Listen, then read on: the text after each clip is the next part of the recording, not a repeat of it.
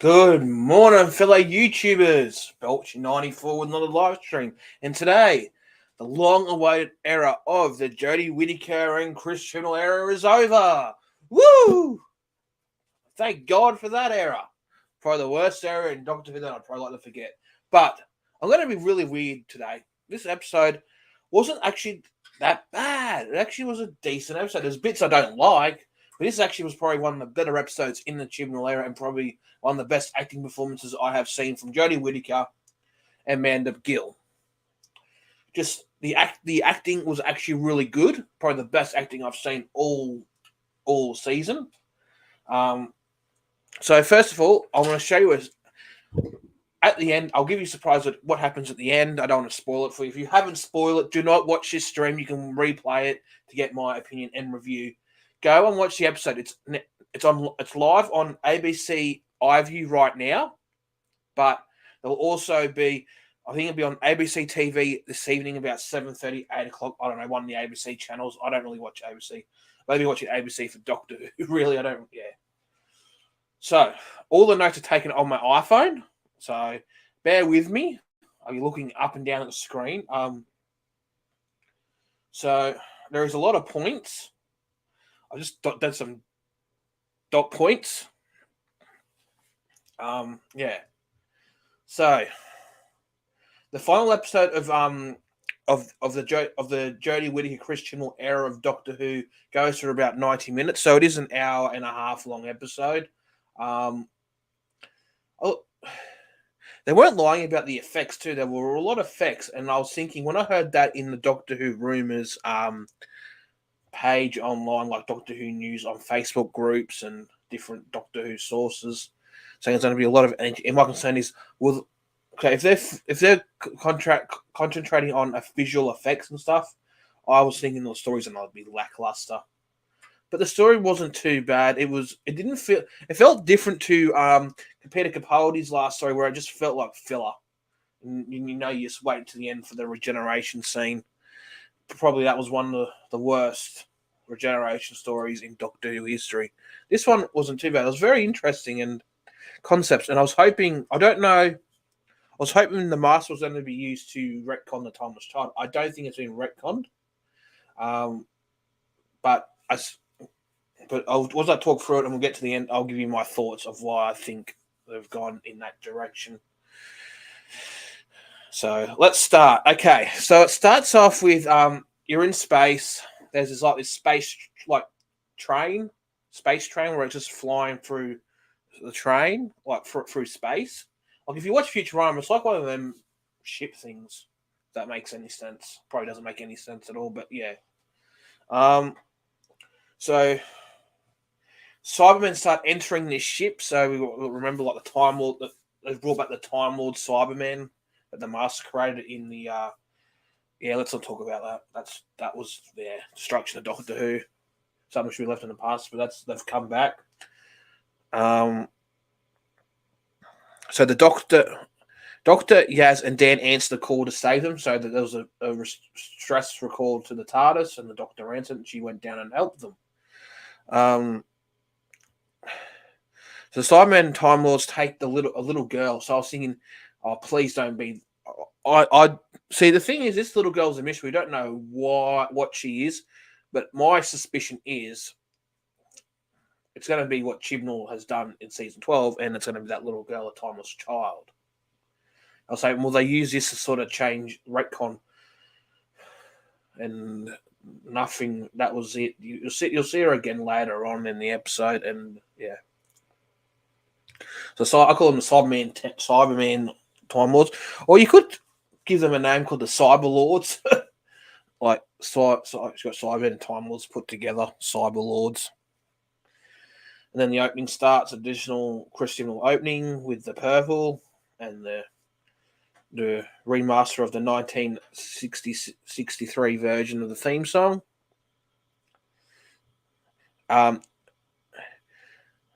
So we're back to 1916. So this will pop up fair bit. There's events happening between 1916 and 2022 that there's different events happening to build up for something. So yeah.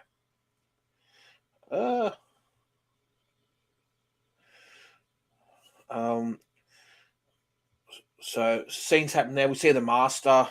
Then there's a scene. So then they move back to 2022. We're in a scene. This is where we see Ace looking at some art, like the art gallery. This is a throwback to the 50th anniversary scene, if you remember, with the Doctor in the art gallery with Clara, and they're looking at artworks, like something left the artwork. There was pictures that have been embedded or have disappeared from the artwork. That's what that sort of throwback is. I'm going to tick these points so I know I've done them as I'm going, so I don't double over, because I don't usually get bored. Apparently there's a missing painting. Then there's a scene where Ace is in the cafe, chatting to Tegan. Tegan's in some remote island, saying she got a gift from the Doctor, which was a toy Cyberman. And let's leave that there, because that's an important thing to look at, as we'll get back to it later in the episode as scenes build up. And Yeah. And now this is an interesting one. Very quickly into the episode, Dan leaves the TARDIS. He didn't want to travel with the Doctor. So that was very interesting. So that was... So Dan was probably in there for like the first 10, 15 minutes. And that was him gone. He will... spoilers, he will somewhat reappear in this episode. But I'm not going to tell you when. Okay, now this is interesting. So the Dalek appears in the TARDIS and he's asking the Doctor for help because apparently this is like a renegade Dalek that has portrayed the Daleks, which usually is very bad. Usually the Daleks would kill them. But so sending messages to the Doctor to say, come here, I've got some important information. I'll give you plans on how to defeat the Daleks. And we'll get into that later on. There is a... Yeah. So we'll tick that one off. Now, the TARDIS turns red and locks onto something in 1916. Sorry, I was about to say 2016. No. And then we arrive and it's the Master. He looks like a young Gandalf. Sorry, Lord of the Ring fans, if that's offensive. I do apologise, but he did sort of look like he's aged about... Yeah. Say it before he got grey hair. Sachuan Duwan in this episode was absolutely brilliant. I thought he was the shining star with his acting performance. He has range. I thought he was funny. He sort of got that psychotic side of the Master. Like he's more psychotic compared to like previous Masters where they're more sort of gentleman-like. Missy was different as well. I've actually liked him. I hope he stays on with Russell T Davies because it'd be cool to see what him, Tennant,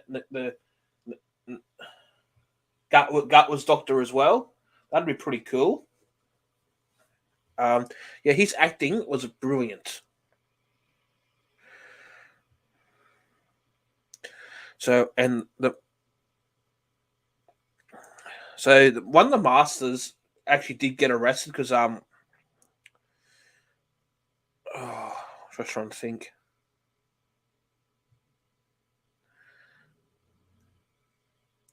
So I think the Doctor. I don't know if I might overlap myself here, but the Doctor arrives to some other planet, like some university lecture hall, with the Master lecturing to his toys.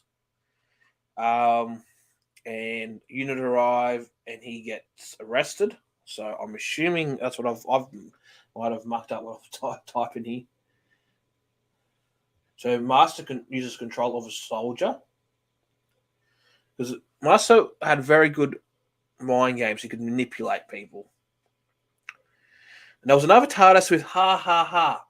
Now, you got to think, that's the Doctor's TARDIS. When you look at it, I'll get back to that one later.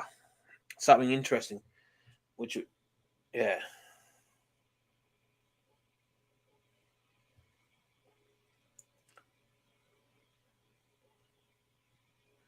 So the Cyberman took the child, has tied it up, wired into the TARDIS, and is used like a little shield. They're using her to shield. My theory is she is one of the Timeless Children incarnations, which I hate to say because I hate that story arc with a passion. It just grinds my gears, but I think that's what it is, and I hope I'm wrong. I really want to be wrong. I really don't know why he did that. Then you got Jodie. This is what the things I don't like about the Jodie Whittaker performance and is when she's in a scene, right? Sometimes she's so over the top, and then there's these scenes, right, where she's over explaining the arc where people can't think for themselves. She's explaining to people why she's doing this. Because I remember Doctor Who where you had an imagination. There's different theories and where things would go, and that's what made That's what I liked about Doctor Who. It made you think.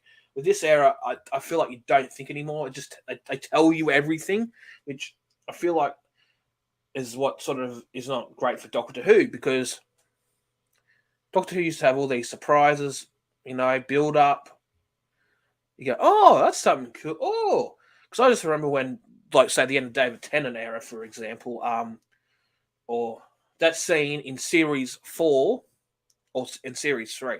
I'll do Series 3 first, is when they bring up when Face of Boy brings up to the Doctor, you're not alone. We're trying to think, theories. What does he mean by that? Is there more Time Lords out there? Then at the end of the season, towards the finale, we find out that it's the Master. The Master is still alive. The Master had transformed into human form, which we saw earlier in the season, like midway through the season. So probably the best 2 seasons in Modern Who, like writing and storytelling wise and build up. In my opinion, series 3 and 4.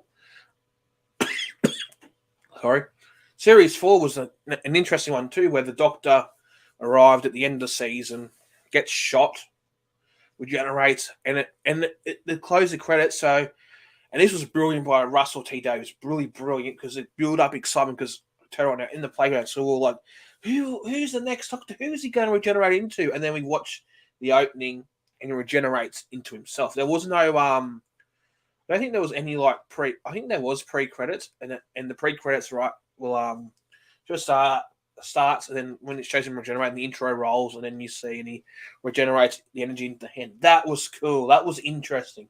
That built excitement.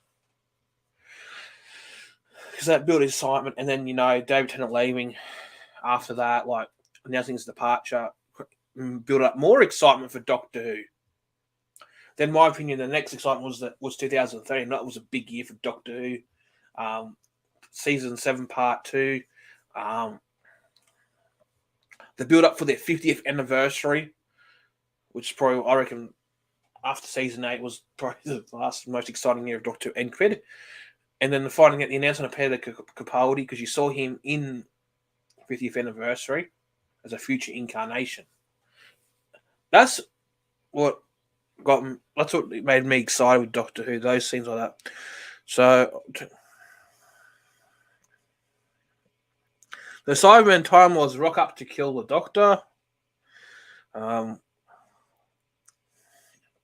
that's on that planet. They appear on that planet where the Doctor was with the girl. More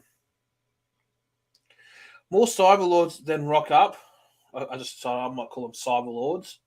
They rock up to attack the Doctor and Yaz as they're running to the TARDIS, and we know Jodie's running scenes were pretty terrible. Because someone looked like a waddling duck. So they arrived at Unit HQ. So it's been redesigned. They've brought it back after Chibbnal tried to disband it and destroy it. And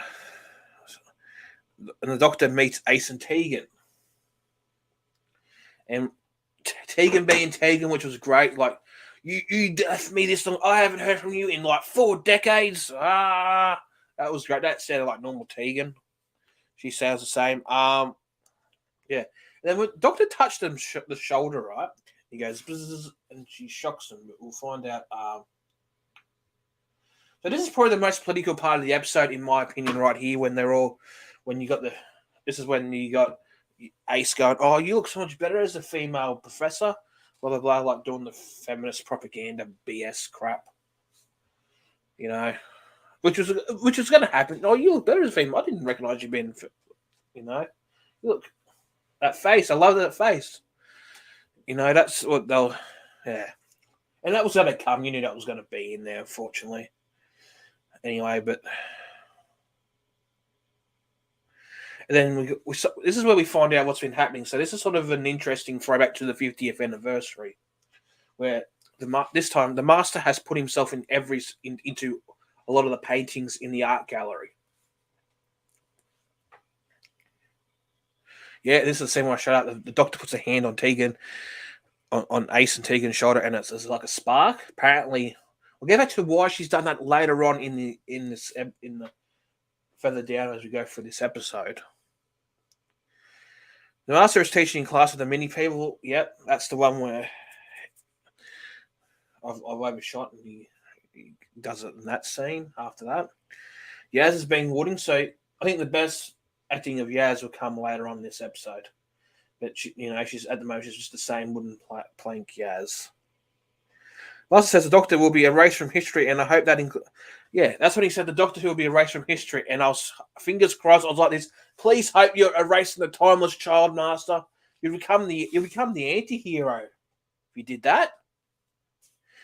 But we'll find out.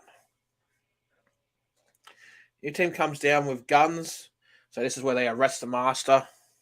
The Master's arrested. The Master says the Master said the Doctor doesn't use guns, and yet and the Doctor tells Yaz to get a gun, which you think that goes against the Doctor's thing. Yaz has been stupid. Yeah, Yaz. Yeah, I don't know why I wrote that for some reason. The TARDIS gets alerts, and then we find out this wormhole appears.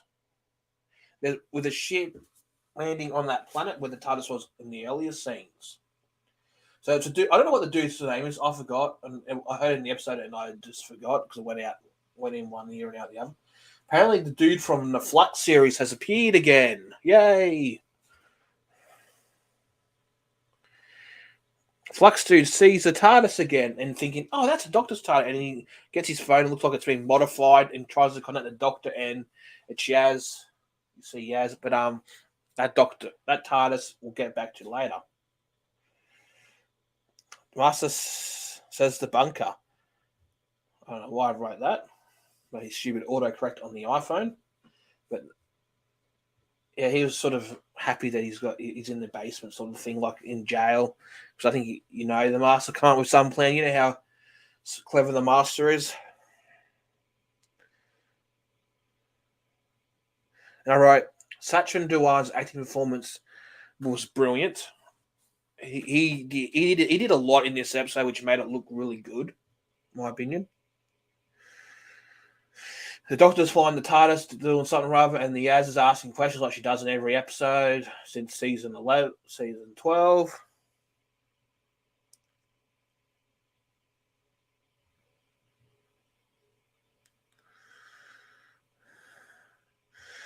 Some place I can't pronounce, but the Doctor arrives in the volcano, and the Dalek appears. The Doctor gets the information from the Dalek, and he puts like some sort of thing on the Dalek's head to get to download the information out of the Dalek. And then we arrive and we looked, and then I think Yaz was like, "Oh, the Doctor's planning, like the Daleks are planning something," and you can see like they're planning to set the volcanoes erupt so they can burn the planet Earth. I think what's happening is this is quite new because because if you remember watching Doctor Who over the years, right, the Cybermen and the Daleks never worked together, but now they are, which is quite interesting. And we find out more about that toy. If you want from the early part, it was that the Master said from the screen from his cell is that the Doctor never gave you that. I did. The Tegan wanted to watch. So the toy So the Master sent the toy to the Doctor, and you know what it is? I'm not a Doctor to Tegan. Sorry, I'm mumbling up my words. That you'll see in a second. More Cybermen appeared in the damage one from season 12. So the Master actually reversed the shrinking because actually the Master shrinked. So units is under attack from the Cybermen. Daleks killed the Dalek that betrayed them, which is very normal Dalek fashion. Back on that volcano planet. And so what happens is that the Daleks destroyed it, and then what happened is they use that Dalek shell as a prison for the Doctor, as the Doctor gets transported to somewhere else. And then this is the thing that made no sense to me in the episode is Yaz becomes a superhero and she just knows how to fly the TARDIS. So did the Doctor train Yaz? She got pulled out of that manual, but how can you learn the controls that quickly to fly a TARDIS? There's only certain people that were able to fly TARDIS other than the Doctor. That was the Master, other Time Lords, Captain Jack, and I think it was Adric. And I just find it odd that and the thing about them two is I don't think they completely knew how to fly the TARDIS. But Yaz is actually flying it to different locations, which I find interesting. And I feel like it's just being shit on here to make Yaz look, I'm Yaz and I'm fantastic, I'm the epic and I'm the greatest. So the Doctor arrives in 1916, St. Petersburg, with the Daleks as prisoner. Cybermen around with the Master controlling them. So this is an interesting scene, right? So we've got Daleks, the Master, and Cyber Lords in the same room together, not killing each other. We have known in the past the Master to make deals with Daleks. I didn't, and now recently Cybermen. So what in this scene here is we're going back to what happened sort of in Classic Who between the second and third incarnation, when second incarnation was on trial with the Time Lords for breaking time rules, and that and what the consequences for this was a forced regeneration. So this is similar to what the second and third Doctor did, but this is completely different. So this is a forced regeneration where the Master's life force was, so the Jodie Whittaker incarnation was regenerated into becoming the Saturn-1 Master. They could have used this Master thing as, so he was a timeless child to get rid of the timeless child thing, but anyway. And so, which was quite interesting. And then as the scene was occurring, we saw disco music with the Master dancing around with a cube appearing.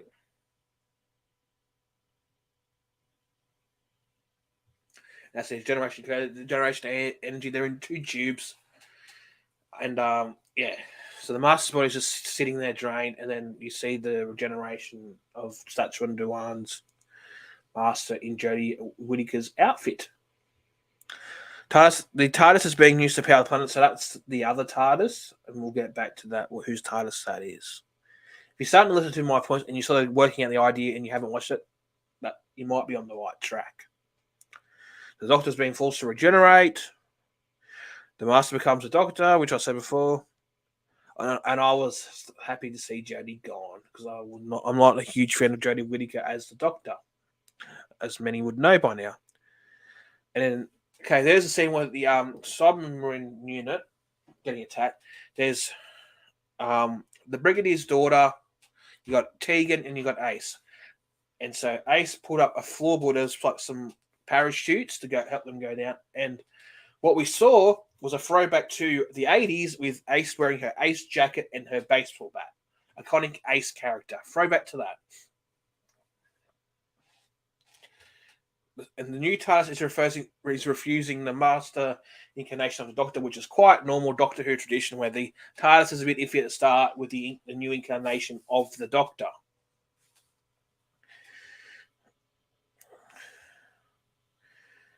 So what the Master wanted to do with this, as controlling the incarnation of the Doctor, was to make the Doctor a villain, so make the Doctor history scared, change. So when everyone hears the name Doctor, it'll be feared among different species, as you could say.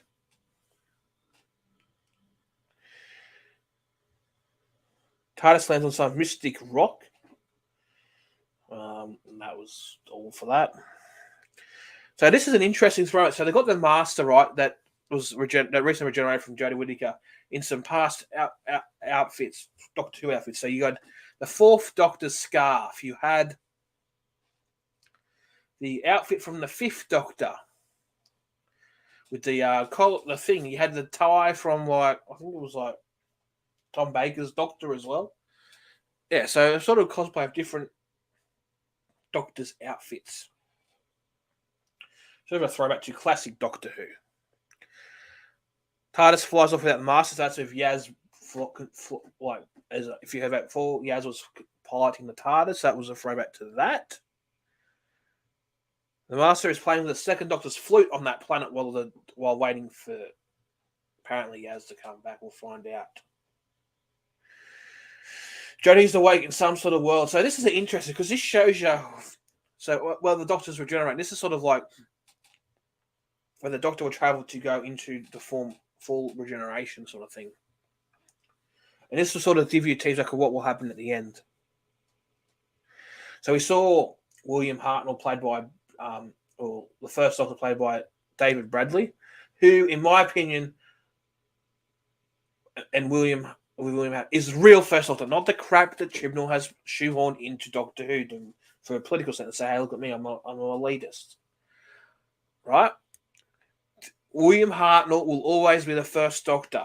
You cannot take that away from me or any other fan. I always consider William Hartnell to be the first Doctor. It was good to see the first Doctor appear, and you'll see him switch between. So it goes the first one, then Colin Baker appears. So we have a cameo appearance from Colin Baker, who plays the Sixth Doctor. Peter Davison appears as well, which I thought was quite interesting because we all knew when Jodie was announced as the next Doctor, Peter Davison had some criticisms, and they were fair criticisms. And then everyone turned on him. So obviously he's quietened down enough. People have moved on from that. And I'm glad to see him in Doctor Who. And I respect his opinion. He's allowed to have an opinion. And the way that people go, without being like forcefully attacked, people will disagree, and that's fine. And I actually sort of saw his point at the time. Because Doctor Who was, at the time, a character that males can relate to, men like could be like a role model for boys. I'm not saying women can't. I'm saying that's what a lot of people saw Doctor Who as back in the day. It's a cool bloke that flies around in TARDIS. Cool, decent bloke. Inspiration to look up to. Fun adventures. Puzzling, challenging tasks. And then we have Paul McGann that appears in his outfit from like the 2013 mini clip special Regeneration one. I would like to see him come back, and I hope they do a couple seasons with him, because that'd be great to see. Like maybe just before the Time War, building up to that Regeneration clip in 2013. Sylvester McCoy appears, and you have Jodie explaining scenes again, which I was like, yeah, okay. Jodie being stupid. Jodie's, sometimes you can see her over the top acting, and it does drive you insane. The TARDIS appears to pick up the flux bloke from that planet. Dead soldiers from the invasion unit are being converted to Cybermen. Brigadier's daughter and Tegan need to get to the basement to blow up the building to get rid of the Cybermen. That's the only way, apparently, they could get out of there and stop the attacks. So we've seen the sea here. Ace is on top of the building on the roof, and we can see she's starting to show fear of how high she goes. I haven't done this in a while, and we're scared. Then apparently she falls. She gets shot by the Cyberman, and somehow Yaz manages to get the TARDIS in the right spot, and the doors open up, and Ace falls into the TARDIS. And I wrote, it's weird that Yaz knows how to fly the TARDIS perfectly too. Do you remember in the fifth Doctor's Adventure, the TARDIS was shockingly flown. It was upside down. It landed. She flew it perfectly, which does that mean she's been flying the TARDIS for a while? We don't know. The Flash Bloke and Ace is hiding in the back of the TARDIS. Tegan sees a Doctor hologram, and you will see a flashback of the fifth Doctor. Tegan says she misses the Doctor, and you can tell. I thought Tegan's acting was pretty good in this episode. And then we see a scene with the Alex, the Alex. No, it's the Daleks drilling down to Earth. Obviously, some minerals or something or other. Ace is on the same planet as the Dalek, so we're assuming Yaz has dropped her off. And we see the Doctor appears as a hologram with the seventh Doctor to help give Ace some motivations. And apparently what happened when they just left Ace left the Doctor, and the McCoy Doctor understood and was like, "You grow up. You're not going to be around with me forever." Understood that, and they're all good, and they moved on. And then we have Gray appearing in the volcano. So we have a cameo from Graham, and Ace work together, which is cool. Brigadier's daughter gives herself to save the others. So the Brigadier's daughter risks herself to let the others and the soldiers escape. Tegan's going down the chute, so she can see the height scared in Tegan. They're back where the Doctor was forced to regenerate. Daleks activated volcanoes around the world, so the volcanoes are exploding around the world. Yaz just told the Master he's going to kill her. The fugitive Doctor arrives to kill the Cyberman, so we have a cameo from the fugitive Doctor. Using the regeneration energy from the Cyberman that the fugitive Doctor stopped, they siphoned it off and they put it into the Doctor to degenerate the Doctor and bring Jodie Whittaker's incarnation back. Yaz saves the Doctor life. Superhero Yaz, yay! You hear a lot about how great Yaz is, and we all know she's just there. She's like just there. Apparently she's so great because she's Yaz. Brigadier's daughter was going to be converted to a Cyberman. Tegan's now in the basement. Tegan pulls the cord that the Doctor told her to pull out. Cyberman gets shocked, and that's the end of the Cyberman. They're dead. Graham and Ace work together to destroy the Daleks. Daleks are shooting the TARDIS. Unit building blows up. And the TARDIS appears outside the building. And like the Doctor also picked up Ace and Graham from the volcanic rock. And then they picked up Brigadier's daughter and Tegan. This is probably the funniest thing that Graham said. Graham goes, he says, she's still not explaining things, just does stuff. The Doctor fixes the flux ship.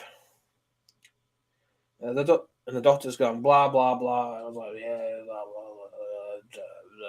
blah, whatever you're saying. I don't understand it. The Doctor's TARDIS is being used to jumpstart. So the other TARDIS, we're going to find out. You're going to find out now what. That's actually the Master's TARDIS. Slightly different model, and you hear Jodie Whittaker going, blah, blah, it's a Type 75, so much better than my TARDIS. But my TARDIS is whatever. We all know your TARDIS is a Mark 43 type. It's a Type 40 TARDIS. We get that. Apparently the Master's a Type 75. Lightning then comes out and blows up stops the volcanoes from erupting, and they come metal.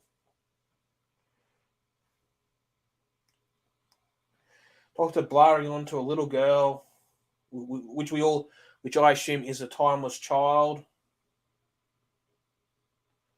Doctor was shot. Yaz made, and this is the scene I hate the most. This is probably the worst scene. Is that Yaz, out of all the people who come out to carry the Doctor, Yaz runs out and carries the Doctor, and she doesn't look like she's struggling at all. And obviously, I've got to admit though, Jodie Whittaker does look very brittle as the way Yaz is carrying. But I'm pretty sure Yaz would not have really done that scene. That would have had to be, a stunt actor. Because I could have seen Yaz carrying the Doctor all that way to the TARDIS. So they made Yaz to look like a hero. You noticed a lot in this story. The TARDIS left the planet and the Doctor wakes up. Yaz is flying the TARDIS, drops everybody off. And we hear a throwback to when the Fourth Doctor had to depart with Sarah Jane and drop them all off at Croydon. If you ever remember that flashback in the mid-70s, in the Fourth Doctor. Wouldn't cool to see Tom Baker cameo, which I didn't do. Now, these are the next scenes we're off, which is probably the best acting performance of the Jodie Whittaker era by both Jodie Whittaker and Mandif Gill. These are probably the best acting performances.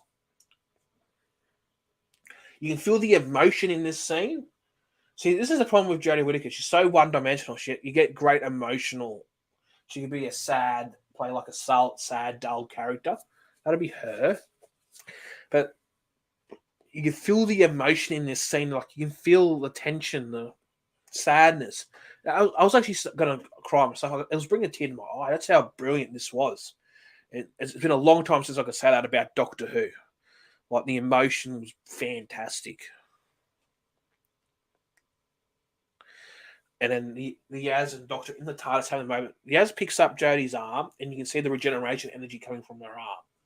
So we all know what's going to happen. Obviously, that shot is what's sending her to regenerate. Best acting. I wrote the best acting from Jodie since in a run. Brilliant acting by another writer. Brilliant acting by both because you can see the emotion in Amanda's skill as well.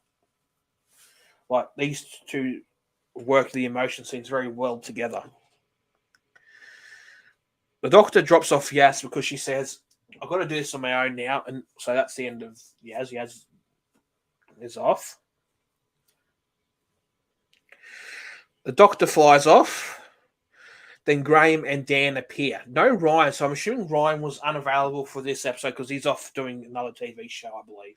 So I thought for the first second when they were walking, it was Graham and Ryan. I thought we were going to see, here's the cameo for Ryan. But no, it was Dan. And then we're in a room at the end there with past companions. And it was cool to see some of the old companions. So we had Mel from the 6th and 7th Doctor. We had Adric. There was, what's the name from the 3rd Doctor?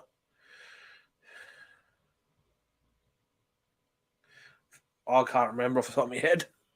That was her. Oh, Katie Manning, that's it. I forget who she plays. She was there. Ian Chester, Ian was there. I was like, shit, he's still alive. I swear he's in his 80s or 90s by now. It was good to see a cameo with him and a few others. They tell their stories of the Doctor and what the Doctor means to them, and Ace is there and all that. It was a good scene to see, like throwback. Obviously, they might not have been able to get everybody because people are unavailable doing other stuff. Then this is the emotional scene as the Doctor has landed the TARDIS. Doctor says to the TARDIS, "Please take care of this one," as she walks out of the TARDIS. The Jodie's regenerating outside the TARDIS, and you see the lightning. It was quite big, so I'm assuming they didn't. Jojo, it didn't feel boring. All right, it didn't feel like the regeneration was taking forever. Like with say compared to Jodie, it did feel like it dragged on. And it was generating outside the TARDIS. Now, this is the biggest surprise, and I will see if I can find the trailer, and we'll play the trailer, and I know I'm going to get done for it, so I don't care. So, because what I'll do is I'll just download it, and if they move it, I'll edit it and re-upload the stream. So, this is the scene that everyone's been waiting for. There was rumors going around what was happening with Nicardi, that he wasn't going to appear straight away. It's going to be David Tennant, and guess what? They were correct. It was this regeneration was different compared to others. It was a degeneration. So I was curious, will this get rid of the Timeless Child stuff? But I don't know. But what you see is David Tennant appearing and the clothing changed to him in his suit. And he goes, "What? What?" And that actually gave me, first time in a long time, excitement of Doctor Who. I want to see where this is going to go. I want to see what happens. This actually gave me excitement. And I knew why they did this. They did this deliberately because they've lost a lot of viewers over the past three to 4 years, or even longer, 5 years. They knew if they bring Tennant back, that might bring some of the audience viewers back. But the problem is, we'll find out if they'll come back or not. This is a big move. And I can tell you right now, that this will get some viewers when they do the first episode because people are intrigued to see what this is about. And David Tennant's back, one of the iconic actors who've played Doctor Who in the past. So that was my excitement. Now, what we're going to do is I'm going to go to YouTube. Give me a second, guys.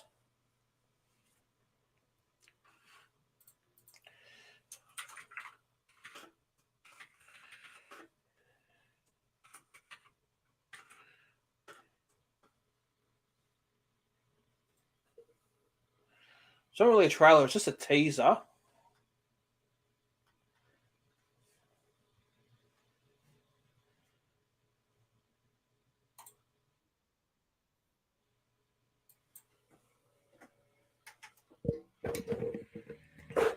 So get ready, guys. I'm going to share.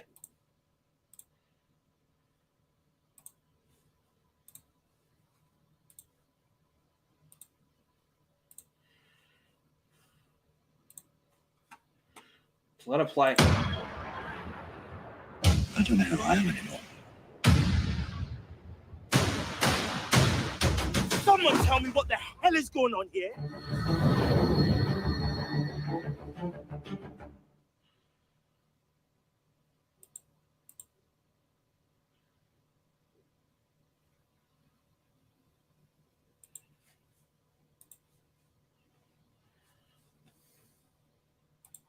Okay, guys, that was a teaser trailer. I hope you guys enjoyed it. That gave me a bit of interest. I'm curious to see what it's going to be like. But anyway, guys, that's going to be the end of this live stream today. Thank you for watching. Bye for now, and I'll see you in the next live stream.